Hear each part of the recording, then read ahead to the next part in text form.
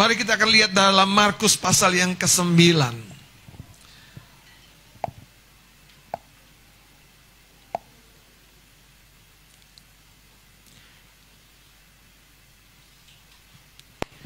Saudara, ada sebuah cerita tentang seorang anak yang mengalami sakit ayan. Tetapi ini bukan sakit yang biasa. Karena ketika Yesus dan murid-muridnya melayani daripada keluarga ini, Alkitab yang mencatat bahwa, saudara, anak yang sakit ayan ini dari sejak kecil sudah berada di dalam pengaruh roh jahat. Dan inilah kehidupan yang sebetulnya harus kita pahami. Yaitu bahwa suka atau tidak, engkau dan saya sebetulnya sedang hidup di bawah pengaruh dunia rohani. Mau tidak mau, suka tidak suka, sadar tidak sadar, hidup kita sedang berada di bawah pengaruh dunia rohani. Nah, yang saya maksud dunia rohani ini, saudara, bukan hanya tentang pekerjaan si jahat. Seperti Efesus pasal yang ke-6 mencatat, ada penghulu-penghulu di udara. Pemerintah-pemerintah itu bicara hierarki, tatanan. Sampai di level yang paling dasar ada roh-roh jahat. Dan disinilah banyak orang Kristen, saudara, mungkin bisa di dalam kategori naif. Kita hidup tulus-tulus, polos-polos saja, namun sedikit bodoh. Karena kita nggak mau belajar dari firman. Bahwa ada sakit penyakit yang bukan datang dari perkara-perkara lahiriah. Bahkan, saudara, seringkali yang bentuknya pengaruh dari perkara lahiriah, tapi perkara lahiriah yang menjadi alasan sakit tersebut digerakkan oleh pengaruh yang berasal dari dunia rohani. Mari kita lihat contoh, saudara. Pelajaran kita hari ini bicara tentang kehidupan di bawah pengaruh dunia roh. Lihat Markus pasal yang ke-9. Ayat yang ke-16 saya akan baca. Lalu Yesus bertanya kepada mereka, apa yang kamu persoalkan dengan mereka? Kata seorang dari orang banyak itu, Guru, anakku ini kubawa kepadamu karena ia kerasukan roh yang jadi yang menyebabkan bisu, apakah lidahnya pendek? Yang menyebabkan dia bisu, apakah pita suaranya terganggu? Mungkin iya secara medis. Tapi Alkitab dengan jelas mencatat bahwa ia kerasukan roh yang membisukan dia. Saya baca lagi ayat 18. Dan setiap kali roh itu menyerang, jadi ada peperangan rohani yang nyata. Dan jangan, saudara, kita tinggal dalam sebuah bayang-bayang ketidakmengertian. Dan jangan kita menganggap bahwa tidak selalu itu dari roh jahat. Sayangnya, saudara, itu yang justru menarik kita terlalu jauh, seolah-olah roh jahat tidak terlibat dalam kegagalan hidup kita, dalam kejatuhan hidup kita, dalam kebangkrutan hidup kita, dalam kekacauan hidup kita, dalam sakit penyakit hidup kita. Seolah-olah roh jahat tidak terlibat. Dan karena kita tidak mengerti, saudara, Yohanes 10 ayat 10, Yesus bahkan menegaskan, aku datang untuk memberikan hidup dalam segala kelimpahan, tapi pencuri, yaitu setan, untuk mencuri, membunuh secara tubuh.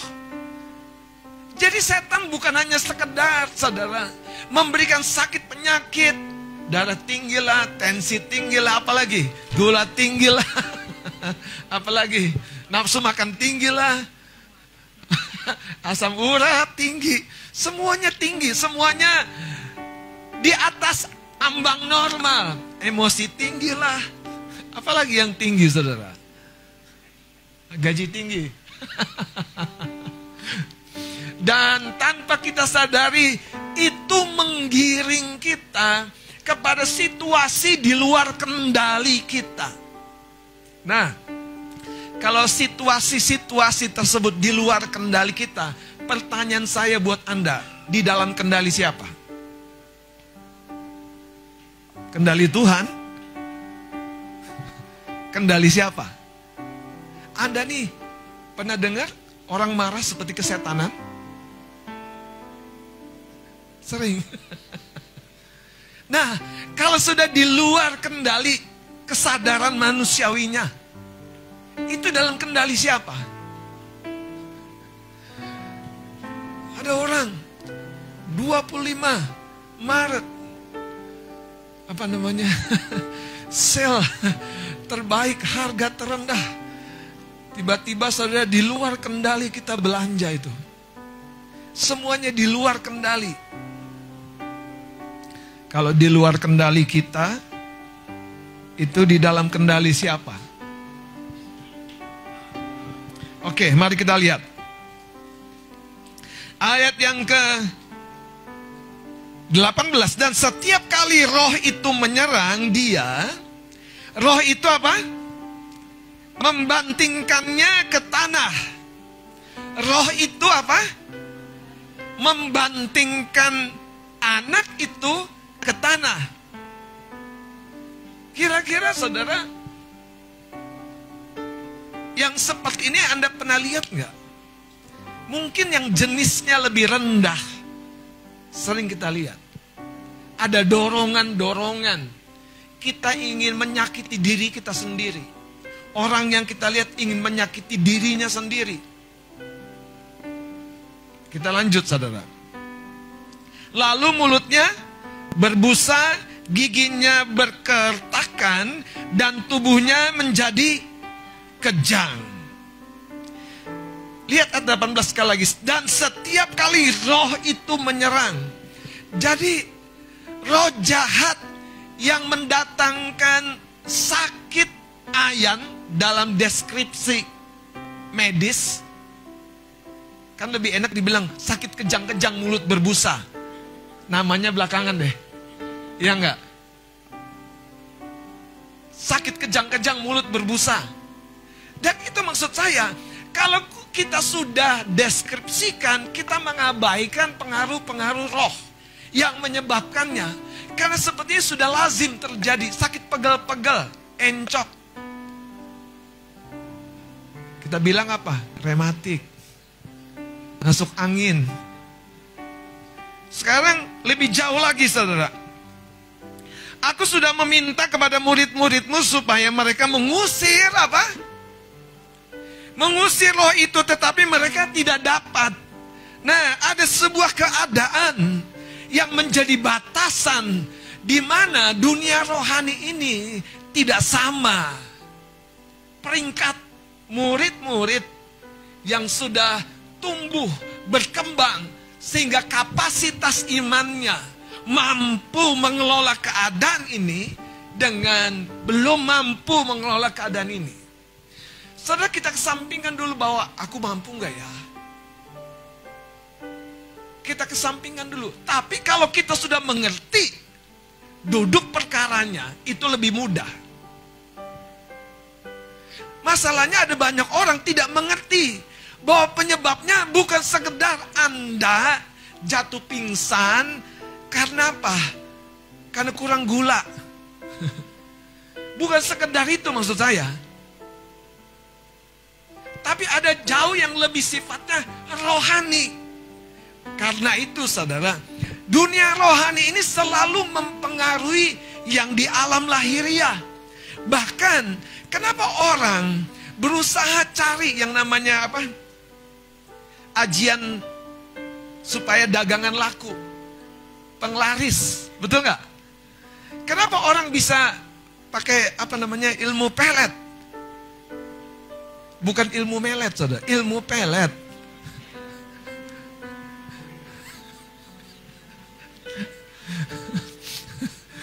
Kalau ilmu melet disambit sesuatu. Ini ilmu pelet. Dan saudara, banyak orang begini, yaitu karena dia percaya, makanya dia kena. Anda baca Alkitab, mau Anda percaya, tidak percaya, tahu, tidak tahu, sadar, tidak sadar. Kalau Anda di bawah pengaruh dunia rohani itu, dan pengaruh dari dunia rohani itu datang dari roh jahat, Anda akan mengalami yang pertama, pikiran dan perasaan Anda tuh terganggu, terdistorsi. Yang kedua, tubuh Anda mulai bereaksi, yaitu apa? Enzim di tubuh Anda. Bayangkan, gimana bisa menghasilkan busa di mulutnya? Gimana tubuhnya bisa terbanting?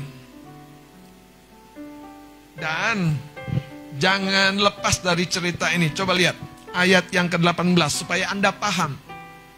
Roh itu bisa menggerakkan. Roh itu bisa mendorong, saudara. Makanya kalau Anda tidak sadari ini, seolah-olah hidup kita yang tidak mengalami terobosan dalam kesehatan, dalam keuangan, itu biasa-biasa saja, itu belum, maaf.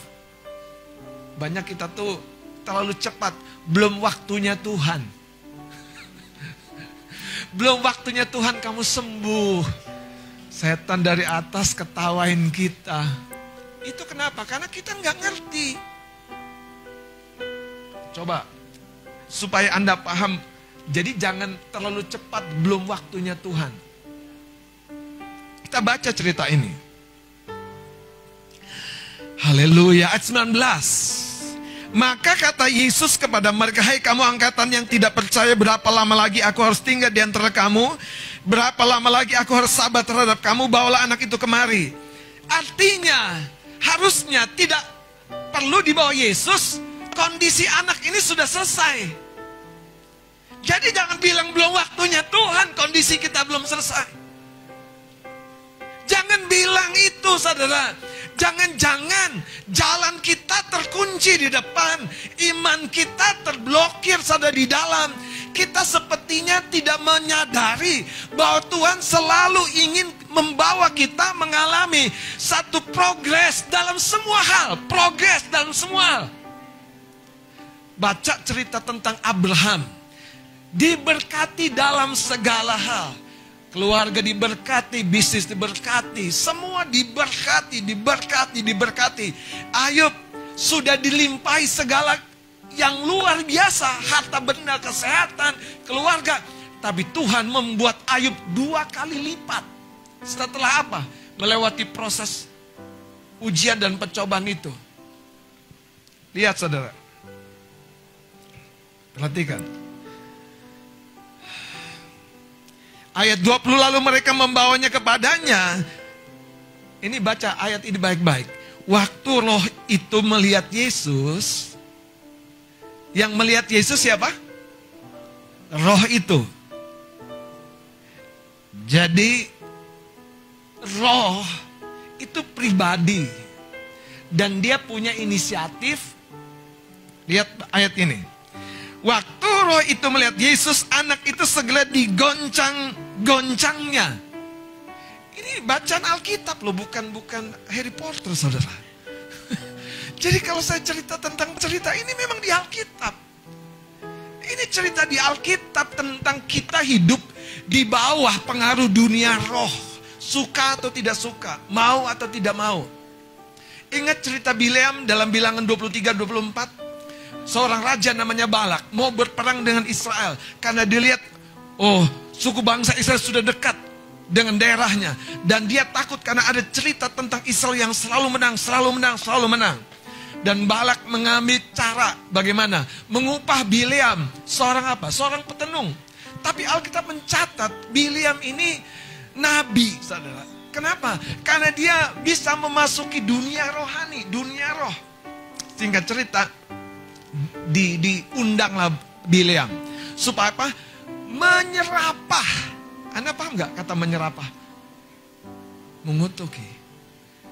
Dan orang tuh yakin, saudara, kalau dikutuki hidupnya akan hancur, usahanya akan hancur, bisnisnya akan hancur, keluarganya akan hancur. Tapi kita tidak percaya kalau Anda diberkati, Anda akan berhasil. Lagu kita berkata, Dia telah mati di kayu salib untuk mengubah kutuk menjadi berkat. Masalahnya, berkat yang sudah Tuhan sediakan itu harus ditransfer kepada kita. Melalui apa? Iman. Dan koneksi iman itu melalui firman. Itu sebabnya saudara, kalau tidak ada yang memberitakan Injil, tidak ada orang mendengar, tidak ada orang digerakkan imannya, tidak ada orang menangkap apa yang sudah Tuhan sediakan itu. Yang Tuhan sediakan itu di alam rohani, saudara. Baca Efesus pasal pertama ayat 3, tolong seorang. Ya, silakan Bang Adit. Ya.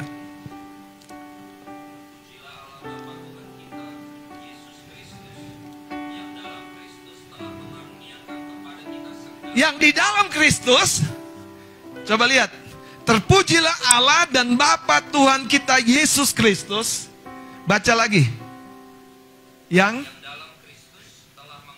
telah mengaruniakan atau telah memberikan, bukan berdasarkan pekerjaan kita. Ini bukan gaji, ini bukan upah.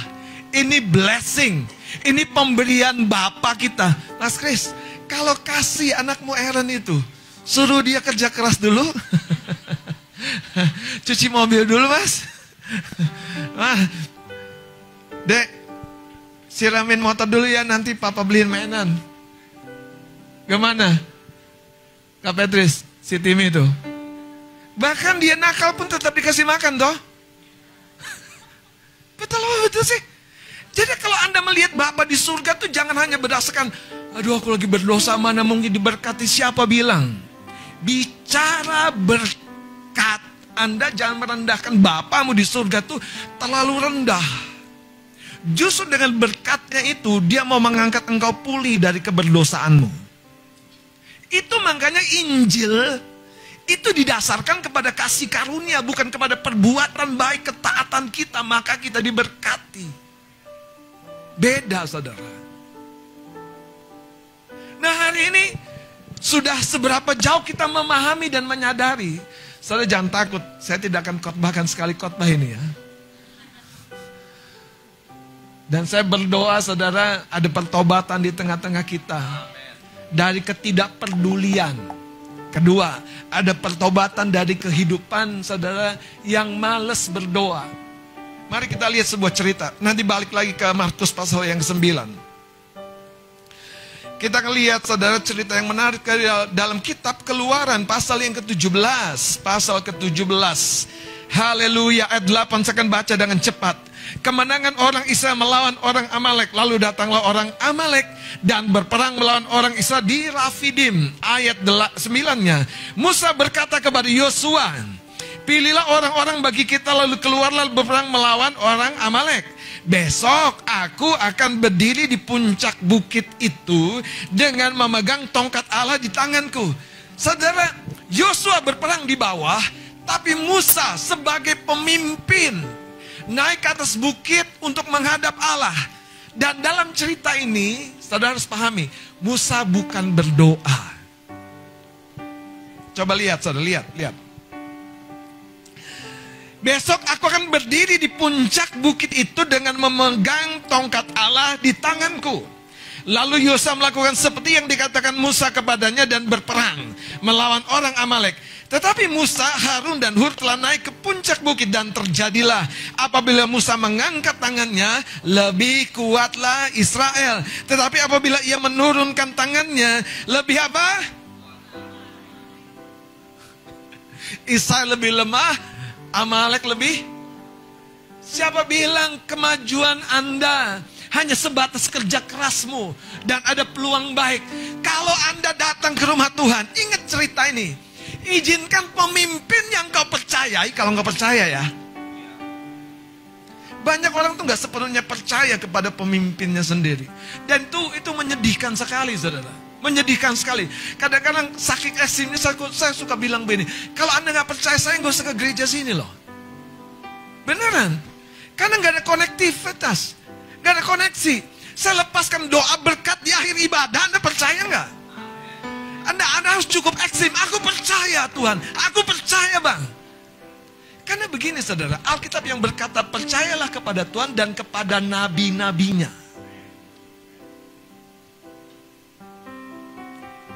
Dalam cerita inilah saudara, dunia rohani itu berusaha diselubungi oleh ketidakmengertian. Seolah-olah kalau kita percaya kepada hamba Tuhan, saya tidak meminta Anda mengkultuskan saya. Bukan. Tapi kalau saya tumpang tangan, seorang perwira Italia berkata begini, katakan sepatah kata saja, maka hambaku akan sembuh. Yesus, aku gak layak menerimamu. Dan itulah yang saya beritahu saudara, dunia rohani ini sangat-sangat berpengaruh. Tapi didasarkan kepada pengertian iman Anda. Lanjut saudara cerita ini, menarik sekali loh. Menarik sekali. Tolong Mas Adit baca 12. Maka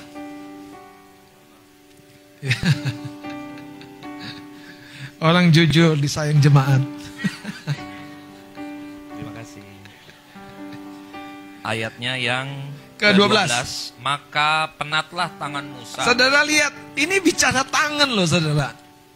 Tangannya bukan mulutnya, lelah berdoa. Makanya gini saudara, kalau Anda dikasih kepercayaan itu bekerja di dalam diri Anda. Otoritas rohani itu bekerja. Dengerin saya, kadang-kadang saudara, ada jemaat tuh yang sebegitu sederhananya. Yang penting abang angkat tangan saja, ya itu lebih dari cukup. Kenapa? Karena kepercayaan kita itu yang membuat koneksi iman itu terjadi saudara. Lanjut. Sebab itu mereka mengambil sebuah batu, Ya. diletakkanlah di bawahnya, Ya. supaya ia duduk di atasnya. Musa duduk di atas batu, terus Harun dan Hur menopang kedua belah tangannya, Ya. seorang di sisi yang satu, seorang di sisi yang lain, masa dia cuma lembut sekali bacanya. sehingga tangannya tidak bergerak sampai matahari terbenam. Ayat 13, kita lanjutkan. Demikianlah Yosua mengalahkan Wow, Amalek. demikianlah Yosua mengalahkan Amalek. Dan rakyatnya dengan mata pedang. Haleluya, haleluya, haleluya. Oh, puji Tuhan, haleluya. Mungkin pengaruh ke Ani kali, jadi begitu. Perangnya perang mulut, gitu. Haleluya, saya sampai kaget gitu.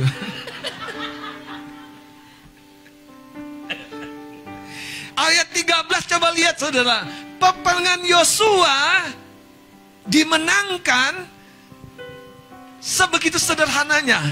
Ada seorang pemimpin rohani namanya Musa, naik di atas bukit dan memegang tongkat Allah, itu bicara otoritas, dan mengangkatnya. Tapi saudara, Musa itu bukan robot, disetel diangkat terus. Dia kecapean saudara. Kecapean mulai turun. Baru ketahuan waktu tangan Musa turun, habis-habisan Yosua dihajar oleh Amalek. Harun dan Hur ngelihat, wah ini serius rupanya nih ngangkat tongkat dan tangan ke atas ini. Mereka cari akal, ambil batu, ya kan? Saya rasa batunya agak gede kan? Makanya duduklah Musa, Harun dan Hur berkorban. Sana kamu, aku sini. Angkat tangan Musa. Jadi dua tangan itu. Tadi pagi anak saya sempat setel Harry Potter. Bukan Harry Potter, apa? Hobbit. Dan ada tokoh namanya Gandalf. Wah, nggak tahu kan? Tahu, puji Tuhan. Dia lagi memasuki satu daerah yang penuh sihir, saudara. Dan dia angkat tongkatnya, maka saya ingat Musa. Angkat tongkatnya dan itu roh-roh yang menekan dia itu mundur dan terkalahkan. Yang menarik, sisi manusiawinya nggak ada apa-apa. Tapi tongkat itu yang mengerjakan perkara-perkara rohani. Makanya saya percaya Tongkat itu bicara wibawa dan otoritas yang Tuhan beri kepada kita, anak-anak Allah. Jangan geletakkan sembarangan otoritas kita. Gunakan, amin. Ayat 13 dikatakan, demikianlah Yosua mengalahkan Amalek dan rakyatnya dengan mata pedang. Jadi mata pedang Yosua itu mendapat dukungan rohani dari seorang Musa di atas bukit. Nggak kelihatan loh. Nggak kelihatan. Makanya Bapak Ibu, izinkan saudara, kalau Anda percaya, ayo sama-sama percaya. Sama-sama percaya. Dan itu yang membuat saudara, iman kepercayaan kita menghasilkan kemenangan seperti Yosua. Yang mau kerja, yang mau jalan-jalan pun, emang kenapa kasih tahu pemimpinmu, Bang? Doakan kami. Emang kenapa sih? Takut banget minta oleh-oleh ya? Hah? Gak usah mikir itu. Kejauhan. Anda selamat sampai Tanah Kusir. Aduh, Tanah Kusir peninggalan maksudnya. Mana Dian? Karena ada yang mau pulang kampung lebaran. Udah pesen tiket, kasih tahu tiketnya sama saya. Wow, terima kasih. Karena ini maksudnya lebaran mau pulang. Saudara, sama kasih tahu ya saudara. Kalau Anda pulang kampung, ketemu keluarga, saya malah dorong bersaksi. Saya malah dorong ceritakan tentang Tuhan. Dan sementara Anda pulang di kampung itu, saya mengangkat tangan. Ya nggak tiap hari sih, paling nggak jam doa. Kami kadang-kadang sambil ngopi di meja makan berdoa untuk jemaat. Haleluya. Amin. Jadi begini yang saya Anda harus percaya bahwa hidup kita di bawah pengaruh dunia roh, saudara. Kembali kepada Markus pasal yang ke-9. Haleluya. Jangan gini loh, diem-diem supaya Pak Pendeta nggak tahu. Ih, diem-diem. Susah amat hidup ini. Kenapa perlu diem-diem sih? Justru terang-terangan dikasih ongkos kan? Iya kan? Gimana Mas Ari? Iya kan? Haleluya. Mari lihat saudara Markus pasal yang ke-9.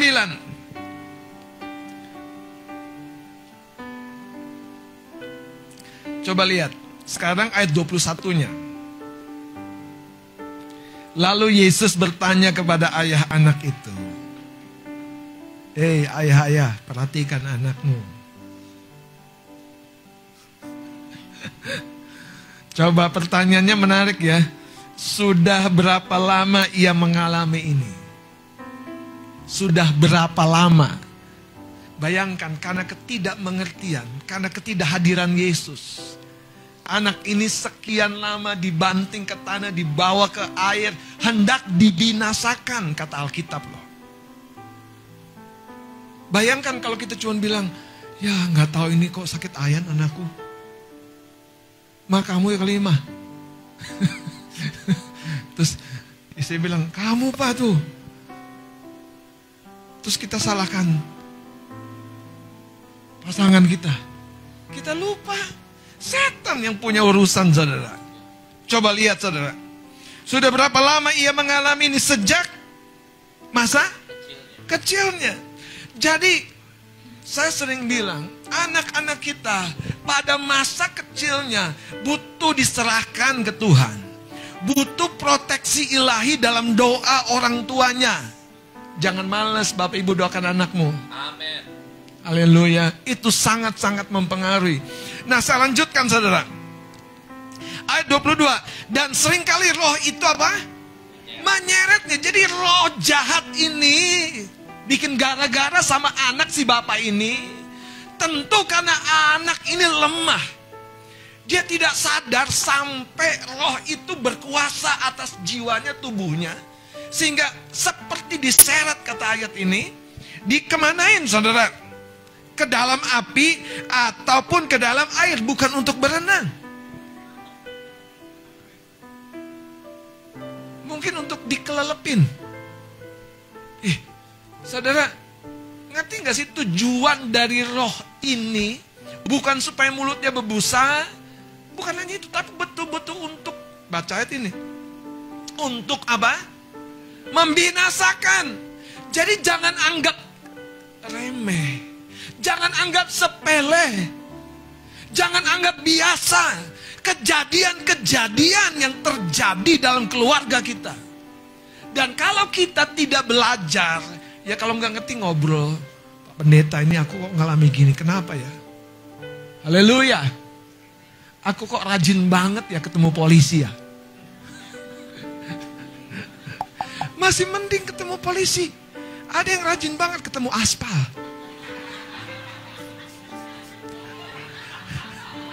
Hah?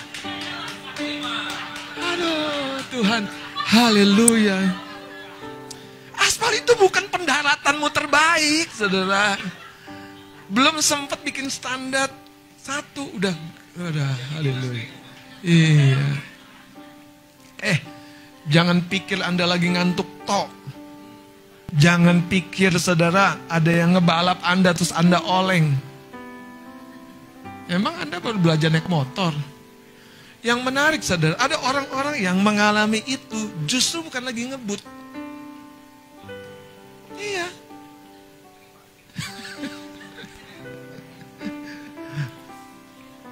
Ada seorang hamba Tuhan, mau pelayanan dia di Lampung. Dia lagi ke tukang fotokopi. Dia parkir motornya, belum sempat turun. Mau fotokopi kertas lagu. Dihajar, patah sininya. Dihajar mobil. Menurut Anda, siapa yang agak gimana itu? Udah di pinggir saudara. Udah minggir parkirnya. Tapi tetap dihajar. Yang dihajar itu Pak Gembala, Pak Pendeta. Di Palembang sebelah sana lagi. Di Ogan Komering Hilir. Teman saya. 2019 ya Maya. Di Bali. 17. Kami foto-foto sama dia. Di Bali ada acara GPI berdoa. Dan kira-kira 1 tahun atau 2 tahun kemudian infonya masuk ke rumah sakit karena sakit gigi, tetanus. Tapi kondisinya drop dan tidak tertolong.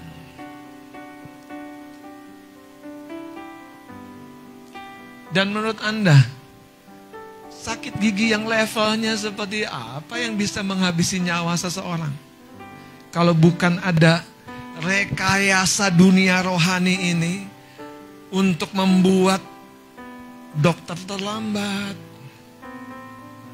Semua kayaknya tidak ada pertolongan. Dan sang Bapak Gembala ini meninggalkan 2 orang anak masih kecil. Dan mungkin Anda berpikirnya itu biasa-biasa saja. Hari ini berhentilah berpikir bahwa dunia roh ini tidak mempengaruhi Anda. Makanya kalau dunia roh Anda tidak Anda pengaruhi lewat doa dan perkataan firman, dunia roh yang kosong dari pengaruh Anda sebagai anak Tuhan, itu akan diambil kesempatan oleh setan. Ya kayaknya kurang yakin nih kata-kata saya. Kayak cuman kata-kata abang aja nih. Karena jarang banget ku dengar cerita ini. Jangan sampai tiba waktunya Anda baru, iya ya. Waduh, itu kasihan. Kasihan. Ada beberapa orang, sesuatu dari hidupnya tuh hilang. Naruh ini kelupaan hilang. Naruh ini hilang. Uang ngumpul hilang. Uang nyimpan hilang. Cicak emang ngambil uang. Nah masih mending. Kalau terus terang. Haleluya.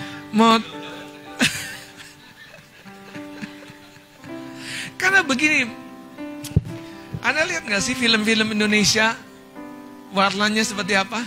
Mistis, horor. Tahu gak Anda? Itu kenapa? Oh, ada yang malah seneng kan, ya kan? Daripada ngantuk, nontonnya apa? Dunia lain, ya kan? Nenek gayung. Coba pertanyaan saya, itu kenapa? Gini saudara, roh jahat itu juga punya trik. Waktu pikiran dan perasaanmu dipengaruhi seperti itu, pikiran dan perasaanmu itu akan mulai hanyut. Dan tiba-tiba ketakutan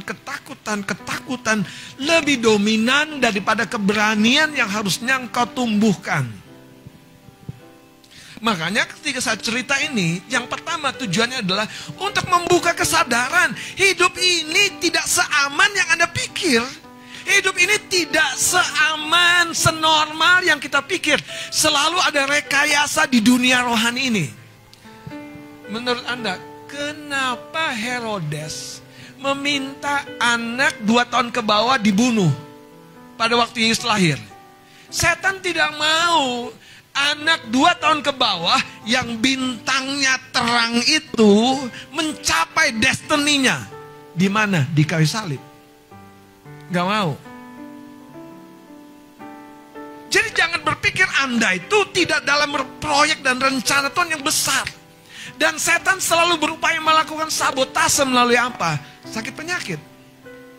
Kalau Anda punya sakit penyakit berulang, iya benar, ada kesalahan dalam tubuh Anda, dalam gaya hidup Anda. Tapi jangan berhenti di situ, saudara harus tahu.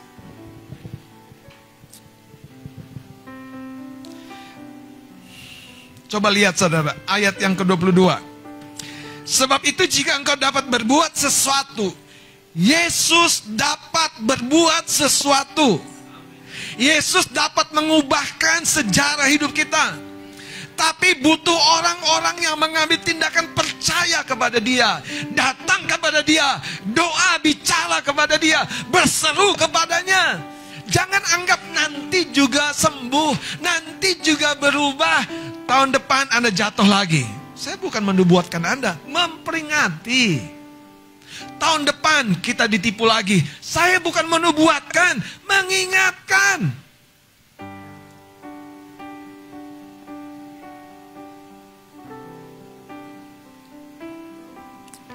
Lihat ayat ini. Jawab Yesus ayat 23. Katamu, jika engkau dapat, tidak ada yang mustahil bagi orang yang percaya.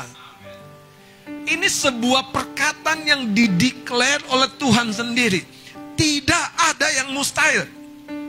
Makanya dengan saya, musuh itu tidak otomatis mundur kalau engkau jadi orang Kristen. Dengerin saya. Ombak laut bergelora. Yesus ada di perahu yang sama dengan murid-muridnya. Sampai Yesus memerintahkan diam, baru diam. Cerita ini pun dicatat.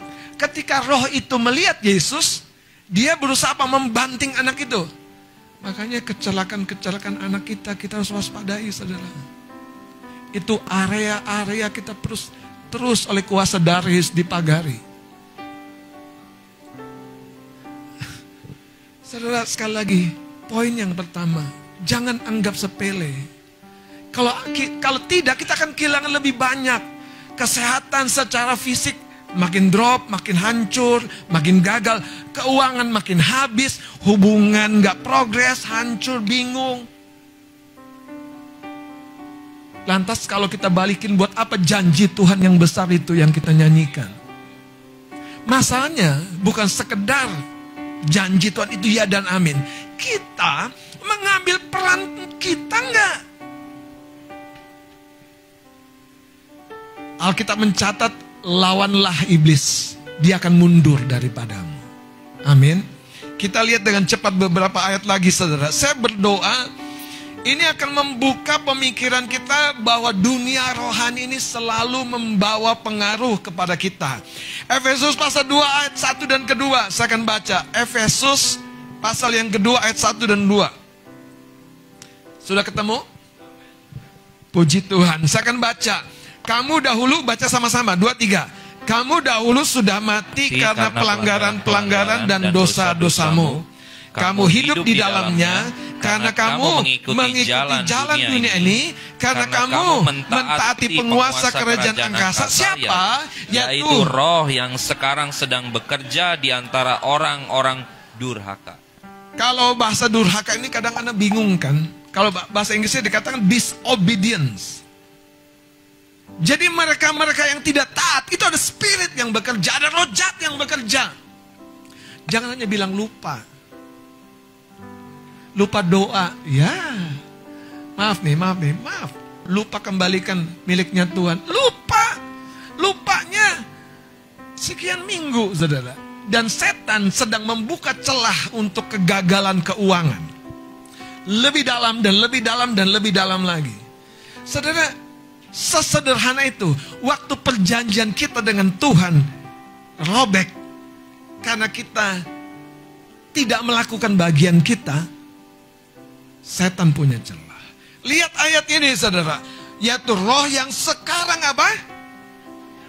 Sedang bekerja. Roh jahat sedang bekerja.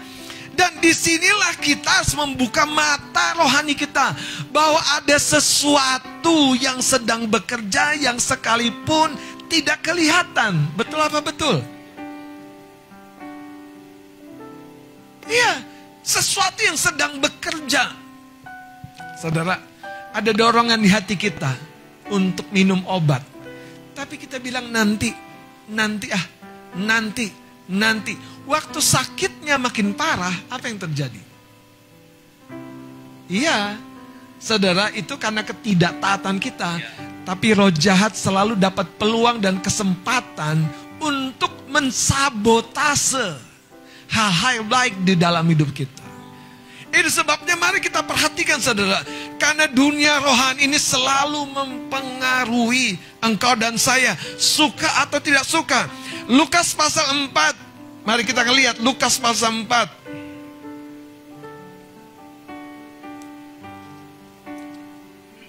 Haleluya. Mari kita perhatikan, saudara, ayat yang ke-12 dan 13. Tolong Mas Adit boleh baca. Ayat ke-12 dan 13. Yesus menjawabnya, katanya, ada firman, jangan engkau mencobai Tuhan Allahmu. Ya. Sesudah iblis mengakhiri semua pencobaan itu, ia mundur daripadanya dan menunggu waktu yang baik. Kalau Yesus saja ditungguin waktu yang terbaik, waktu dia meleng, waktu dia tidak berjaga-jaga, waktu dia lengah, Yesus ini, betapa kita perlu lagi berjaga-jaga, saudara. Makanya pesan Tuhan, roh memang penurut, tapi daging, bagaimana daging kita yang lemah ini kita jaga? Roh kita perkuat dengan firman, supaya roh itu menggerakkan manusia daging ini berdoa. Roh yang kuat ini menggerakkan manusia lahiriah ini untuk apa? Datang ke rumah Tuhan. Roh yang kuat ini, yang bangkit ini, menggerakkan manusia lahiriah ini untuk apa? Untuk naik ke gunung Tuhan, berdoa. Karena itu, saudara, kita perlu makan sesuatu yang adalah rohani, yaitu firman Allah. Ketika kita kuat, iblis tidak punya kesempatan lebih dalam lagi. Ketika kita kuat, iblis tidak punya kesempatan lebih dalam lagi untuk mensabotase. Coba ayat 13 ini sekali lagi Mas Adi baca. Ayat yang ke-13, sesudah iblis mengakhiri semua pencobaan Sesudah iblis mengakhiri semua pencobaan itu, dia mundur. Ia mundur daripadanya dan menunggu waktu yang baik. Oke. Mari kita akan lihat sebagai bagian penutup Matius pasal yang ke-12 ayat 43. Kalau Bapak Ibu Saudara yang sudah ikut pemodi, dan ayat ini selalu saya kupas. Ayat ini dasar sekali. Yesus selalu bicara tentang perkara-perkara ini di dalam pelayanannya. Yesus bukan hanya bicara tentang surga, bicara tentang berkat. Yesus bicara tentang aktivitas dunia rohani. Lihat, Matius pasal yang ke-12. Mari kita baca bergantian ya. Oh, kita baca hanya 3 ayat. Ayat 43 sampai ayat 45. 2, 3. Apabila roh jahat keluar dari manusia, ia pun mengembara ke tempat-tempat yang tandus, mencari perhentian.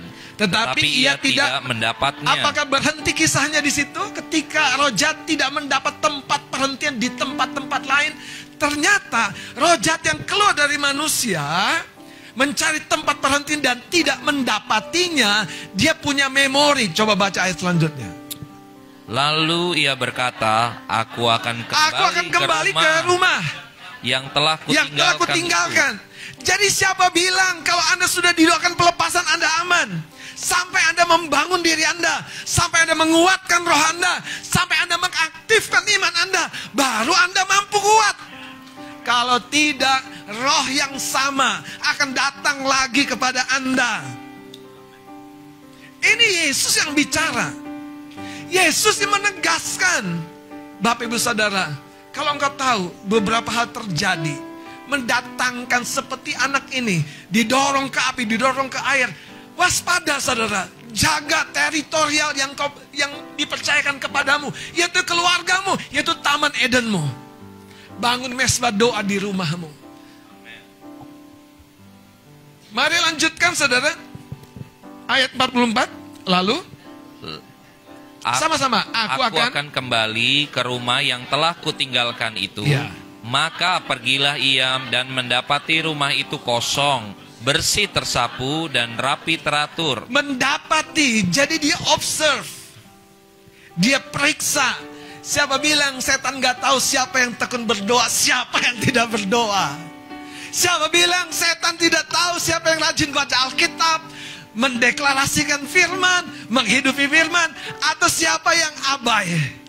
Pengen sih, ketemu lagi baru pengen sih, ketemu lagi baru pengen sih. Lah kapan pelaksananya? Kekasih-kekasih Tuhan, jadilah murid Tuhan yang melakukan bagian kita. Ayat ini berkata, mendapati rumah itu kosong.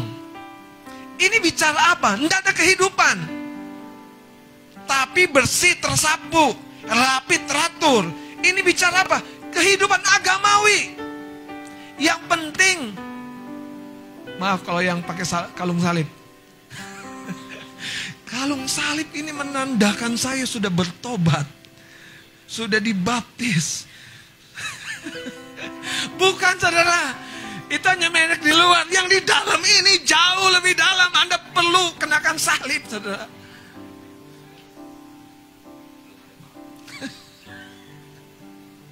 Coba sekarang saudara ayat 45 kita baca terakhir. 2-3. Lalu ia keluar. Ngapain roh jahat? Keluar ngapain? Ngapain? Ngajak 7 orang lain yang lebih jahat. Ngapain? Makanya Bang Jun, kalau nggak cari sekutu bahaya hidupmu. Empok, kalau dia cari sekutu yang benar bahaya hidupmu. Saya kasih tahu beneran. Siapapun di tempat ini jemaat dengar saya. Kalau setan aja cari sekutu, yaitu 7 roh lain yang lebih jahat. Ini Yesus yang ngomong. Kok kita saudara, maaf ya, enggak sih, nomor saya nggak diblokir, cuman nggak dijawab. Enggak sih, kekasih-kekasih Tuhan, berikan waktumu untuk bersekutu dengan orang-orang yang mengerti pengajaran ini. Hidup ini saudara tidak seaman yang kelihatan loh. Ada orang sudah ketipu lagi dan ketipu lagi dan ketipu lagi. Ada orang udah sakit, makin dalam sakitnya dan makin dalam sakitnya. Ada orang sudah dibully, makin dibully dan makin dibully lagi. Ada orang saudara, sore ini anak muda, putus lagi, enggak putus lagi. Nyambung dulu dong bang. Iya betul. Putus nyambung. Ya. Saya mau beritahu saudara, jangan sia-siakan hidupmu untuk sesuatu yang sebetulnya itu adalah siasat setan. Kekasih Tuhan, dengerin saya, dengerin baik-baik nih. Tuhan saja tidak rela Yusuf meninggalkan atau menceraikan Maria. Kenapa? Karena dua orang ini dalam rancangan Tuhan. Jadi jangan putus sambung.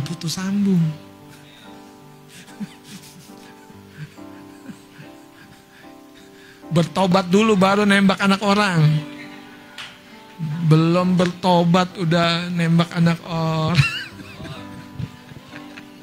Coba lihat cerita ini belum selesai nih. Ayat 45 kita baca. Maka akhirnya, naik dulu dikit. Ya, ayat 45. Lalu ia keluar dan mengajak roh lain yang lebih jahat. Makanya saudara, roh itu bisa diundang. Hidupmu bahkan bisa lebih berkualitas waktu Roh Kudus bekerja. Dia akan memanifestasikan kasih, kemurahan, kesabaran, penguasaan diri. Wow, luar biasa. Jangan takut, setan bukan apa-apa. Yesus sudah mati dan bangkit. Dan kuasa itu diberikan kepada kita sepenuhnya. Makanya Anda harus naik ke bukit seperti Musa. Angkat tongkatmu. Biar wibawa yang di dalam itu keluar. Lanjut ayat ini dikatakan, dan mereka masuk dan berdiam di situ. Maka akhirnya keadaan orang itu lebih buruk daripada keadaan yang semula. Ini menyedihkan loh saudara. Keadaan orang itu lebih buruk dari keadaan yang semula. Artinya, waktu satu roh jahat mungkin dia malas. Aku lagi apa? Muales. Terus dari malas jadi apa?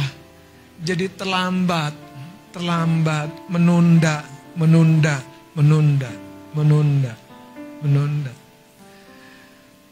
Orang dunia aja tahu kok, berkat tuh datang sama yang cekatan. Ada amin?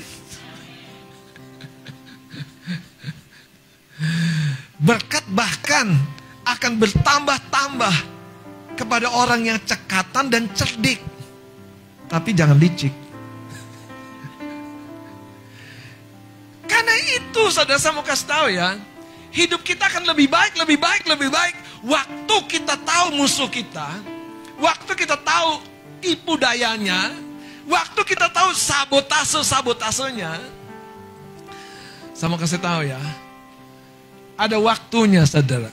Hal-hal yang tinggal di dasar hidup kita, yang tidak didasarkan kepada kebenaran, itu akan menggoyahkan apapun yang kita bangun di atasnya. Apapun yang kita bangun di atasnya akan menggoyahkan. Izinkan hari ini kita terbuka kepada Roh Kudus. Dan dia hadir memberkati kita, menolong kita. Saya akan baca bagian yang terakhir dikatakan begini. Maka akhirnya keadaan orang itu lebih buruk daripada keadaan yang semula. Saudara, kalau kita baca tadi di dalam Markus pasal yang ke-9, kita bersyukur. Sekalipun murid-murid Yesus yang pertama dimintai tolong nggak berhasil, sang Bapa itu tidak menyerah. Jadilah orang-orang yang tidak menyerah. Amin. Saudara, tahun-tahun kita ini terbatas, saudara. Tahun-tahun kita itu ada tahun-tahun berbuah lebat.